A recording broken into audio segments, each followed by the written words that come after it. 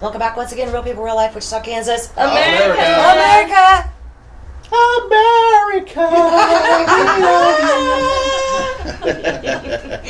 You should have brought your guitar, honey. Oh, Lord have mercy. Okay, so what did you do over the weekend? Nothing. Nothing. No, I'm just kidding. Bull. No, I really did do. I went and got a tattoo. Okay. And that was enough for the weekend. Right. I found out about a sale at a liquor store on Thursdays. And God, that also wiped out my weekend. That's a weekend in itself. Yeah. My How long daughter. were you in the chair? Huh? How long were you in the chair? Well, you have to factor in, are you counting the time that I was screaming and he had to stop, or or all the fake bathroom breaks? 3 hours. Wow, that's a long time. Yeah, but ink to That's- skin, maybe 45 minutes. Yeah, that's a long time. No, this hurts. It was my armpit. Oh. You know, to me, that area, the worst part is the healing, because you can't Close it. sleep like that. You got to put a pillow under your arm if you sleep on your side. And I just had rotary cuff, so I have the thing that actually holds it out. And then I start having these like flashbacks to the torment and torture of rotary cuff repair, and then I was just like, no, I can't do it. And so I thought, well, I'll use my dog, right? Well, no, my dog wants to try and heal it with his slobber. Oh, that's like, nice. I smell something's different. I'm like, it's ointment. Quit trying to lick it off, Right. And it's just gross. They say a dog's mouth is really, really filthy. You do know that. No, they say it's really, really clean, but it's I heard actually both. it's actually horibly filthy. They Okay, just so- have enzymes in their mouth that we don't have. I'm so glad I'm a tattoo So virgin. don't I mean I'm not opposed to. I don't like licky dogs, Yeah. but I do teach my dogs to give kisses without licking. Oh, Tinkerbell gives kisses. I'll poocher. I got The whole that side pit of bull, the and I'll poocher his face up and his little fat lips because he's got a lot of bully in him, so he's got lots of skin, little fat lips. Poocher up, just like duck face, Right. like, and he'll always try and like flip the tongue. Oh, That's so gross. I'm like, Quit it. Yeah, I just babysat grandkids and had some friends over and made homemade chicken noodle soup, mashed taters, and actually Keith made those things. I don't know Sounds why. You ate those things. I ate them. I perfected some of my recipes this weekend. Yeah. And then Sunday morning we had apple pie for breakfast and just kind of stayed in where it was warm. I was had ridiculous. the fireplace going. I was like, man, I'm not getting out anymore in this. It's crazy. Who else packed up their winter clothes already? Yeah, I did. You know what I'm saying? I open my drawer. I'm like, I can't wear any of this. Right? I'll Yeah. freeze to death. It was crazy. Yeah. Okay, well, let's get down to some serious stuff. I was being serious about everything I've talked about this Well, morning. so was I. Gosh darn it. So was I, seriously. And Paul's like, what? Oh God. Okay, Paul. Tell us your opinion. Give us your opinion in a couple, sentences of your insight. What do you see about millennials these days? I don't even know what that word means. Paul! I had to ask too. It's okay. No, you did not. Did you really? I said, what age range is that supposed to be? And it I is. don't. It's right around 20 to 35-ish. Yeah. I'm not one for labels. Is and names that and crap. is that a nice way of saying self-entitled snowflakes? He said that, you guys, not me. See? Yeah, he said. Thank This you. time it was him. Yeah. So Yeah. no, It was not me this It time. was not. The Because first, if I hear the word millennials, that's that's what comes to that's mind. what I That's think. what comes to mind. It's a A newly bunch of titled. self-entitled, It's. I mean, entitlement, young crowd that's been spoon-fed their whole lives, and they think the world owes them everything. and they got 1, 2, 3 timeouts instead of a butt whooping. Right? That's what I think of, but that's really all I know about Yeah. it, or But when what I you go think I out, know. well, when you go out, because you do still get out around town. I don't anymore. I barely make it till 7:00, and I'm like, I gotta go. But you're still going out. What are you seeing? Like in some of the area hotspots, nightclubs. What do you see? Did anybody see I guess it made the newspaper, the bar here in town that put that sign out? Oh, for- yeah. Yes, I saw And it. everybody freaked out Mhm. because it said, I can't even admit, but it was Basically, three if lines. you were, I'll call have ICE. an ID, I'll call ICE, be legal, or that wasn't the right exactly. Something what it like said. that, but basically, Everybody freaked out and said he was racist, and because he'll call ICE. Is that it's just something to gripe about. It's because they don't believe what he believes. oh, he's racist, or oh, he doesn't, he's a bigot, he doesn't. No, I don't think that had anything to do with it.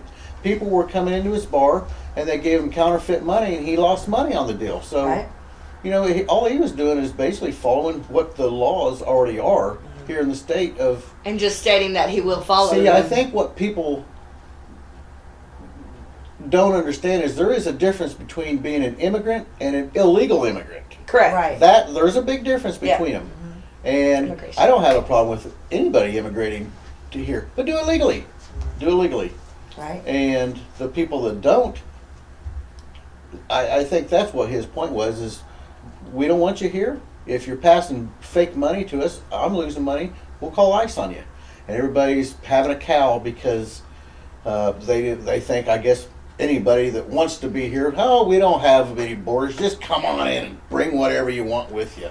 I don't agree with that part. Right. I don't think other places that haven't stated their status are actually inviting counterfeit money themselves. You know, I mean, I'm sure they have the same stance as Mick.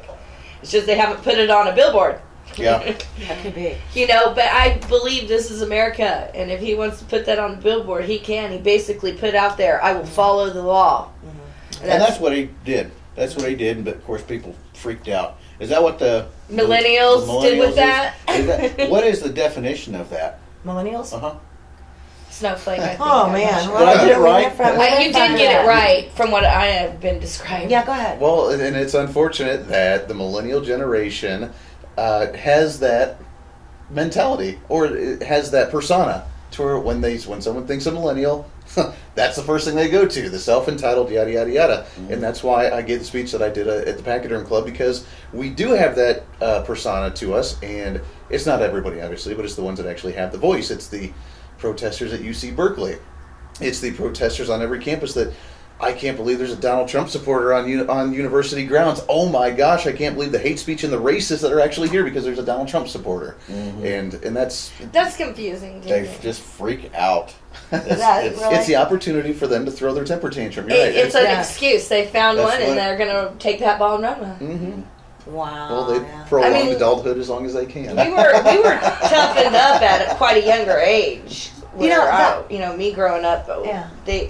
which wasn't very long ago. Spare we the gotta rod, do- spoil the child. You're grown up. Right. Now, I don't know, because when I grew up, it was like, if you want a vehicle, you work for it. And by the way, Oh. you need to learn how to change your oil. You need to learn how to change a tire.